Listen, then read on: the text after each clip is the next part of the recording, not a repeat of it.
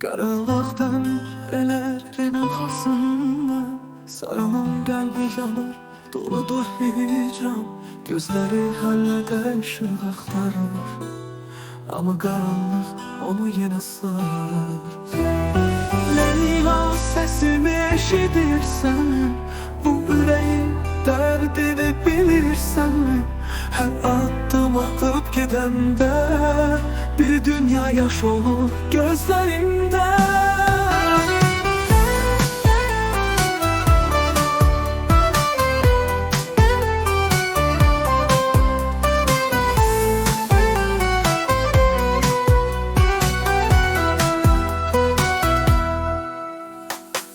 Hatırlayırsan o günləri, gülüşlərimiz dolurdu hər yerə.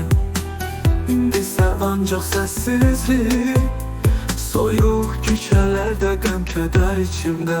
Hatırlayırsan o günləri, gülüşlərimiz dolurdu hər yerə. İndisə ancaq səssizlik, soyuq küçələrdə qəm-kədər içimdə. Leyla, səsimi eşidirsənmi? Bu ürəyin dərdini bilirsənmi?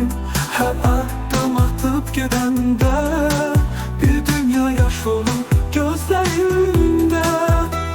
Leyla, səsimi eşidirsənmi? Bu ürəyin dərdini bilirsənmi?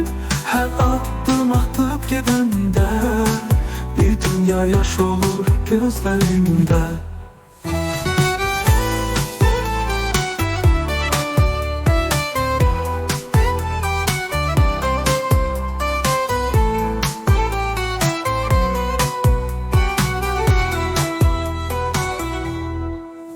Bitməyən qaranlıq gecələr, mən və xatirələrim bu həcdə.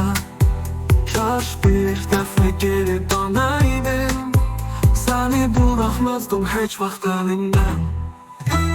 Leyla, səsini eşidirsənmi?